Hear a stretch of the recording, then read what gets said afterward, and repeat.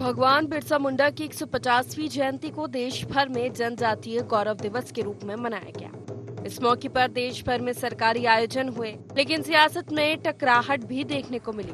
प्रधानमंत्री नरेंद्र मोदी बिहार के जमुई के बल्लोपुर गांव में जनजातीय गौरव दिवस कार्यक्रम में हिस्सा लेने पहुंचे। साथ ही 6,640 करोड़ की लागत की कई विकास परियोजनाओं का उद्घाटन और शिलान्यास किया। प्रधानमंत्री मोदी ने भगवान बिरसा मुंडा के नाम पर 150 रुपए के सिक्के के साथ साथ 5 रुपए का स्मारक डाक टिकट भी जारी किया। इस मौके पर प्रधानमंत्री मोदी ने बिरसा मुंडा के वंशज से भेंट भी की। 40 मिनट के भाषण के दौरान प्रधानमंत्री नरेंद्र मोदी ने आदिवासियों के इतिहास से लेकर आज तक के सफर पर फोकस किया। प्रधानमंत्री नरेंद्र मोदी ने कहा कि आदिवासी को वे जगह नहीं दी गई जिसका हकदार आदिवासी समाज था। आज जब हम जनजातीय गौरव वर्ष की शुरुआत कर रहे हैं, तब ये समझना भी बहुत जरूरी है, ये इतिहास के एक बहुत बड़े अन्याय को दूर करने का एक ईमानदार प्रयास।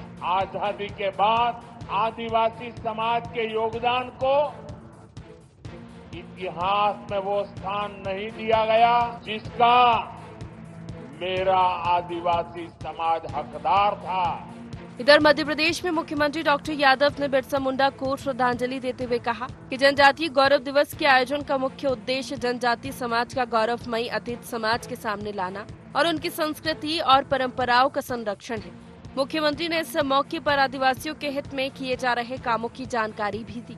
आज का दिन ये वाकई हमारे लिए अद्भुत दिन है। समूचे जनजाति समाज के साथ साथ पूरे देश को गौरवान्वित करने वाला दिन है कि जनजातियों के मामले में देश में सबसे ज्यादा जनजाति अगर कहीं है तो वो मध्य प्रदेश में है। हमें इस बात का आनंद है।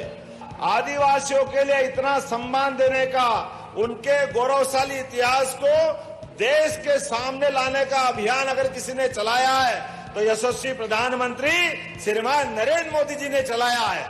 ये आदिवासी, गरीब, युवा, किसान, महिला हितैषी सरकार है। इधर इस आयोजन पर सियासत बटी नजर आई। कांग्रेस ने जनजातीय गौरव दिवस को दिखावा बताया। आदिवासियों की अनदेखी के आरोप लगाए तो भाजपा ने पलटवार करते हुए कहा कि कांग्रेस ने हमेशा आदिवासियों का इस्तेमाल वोट बैंक के लिए किया, उनका भला हमेशा भाजपा ने किया है। प्रदेश की सरकार आदिवासियों के लिए बड़े आयोजन तो करती है, लेकिन आदिवासियों के विकास की बात कहाँ करती है। आज प्रदेश के अंदर जो स्थिति प्रदेश में आदिवासियों की, क्या इसके बारे में मोहन यादव जी बोलेंगे? क्या आदिवासी युवाओं को जो छात्रवृत्ति मिलती उन्हें समय पे नहीं मिलती? पैसा कानून आदिवासी क्षेत्र के अंदर उसका क्रियान्वयन सही तरह से हो, ये आप सुनिश्चित कब करेंगे, ये बताएं। जल जीवन मिशन के अंदर आदिवासी क्षेत्र, कई ऐसे ग्रामीण क्षेत्र जिसके अंदर आज भी उन टोटियों के अंदर पानी नहीं आया। आयोजन करें आदिवासियों के लिए, लेकिन आदिवासियों के अधिकारों को वंचित रखकर अगर आयोजन करना है तो एक गौरव दिवस नहीं है। कि आदिवासी समाज को सशक्त करने में भारत के प्रधानमंत्री, भारतीय जनता पार्टी की सरकार लगातार, कांग्रेस हर चीज में प्रश्न खड़ा करती है, तो हर चीज में कांग्रेस को नकारात्मक दिखती है। इसलिए कांग्रेस नकारात्मक होती चली जा रही है और इसलिए जनता भी कांग्रेस को नकार रही है। मध्य प्रदेश की आबादी में आदिवासियों का हिस्सा 20% के लगभग है। विधानसभा की 47 सीटें आदिवासियों के लिए आरक्षित हैं, जबकि करीब 80 सीटों के परिणाम पर वे सीधा असर डालते हैं। यही वजह है कि सभी पार्टियां आदिवासियों पर सबसे अधिक फोकस करती हैं। 2018 में आदिवासी बाहुल्य सीटों पर एक तरफा जीत से ही कांग्रेस सत्ता में आई, लेकिन इसके बाद भाजपा ने समीकरण बदल दिया। अब एक बार फिर दोनों दल आदिवासियों को लुभाने की कोशिश कर रहे हैं। अब देखना यह है कि जनजाति का जनमत जीतने की जंग में कौन बाजी मारता है।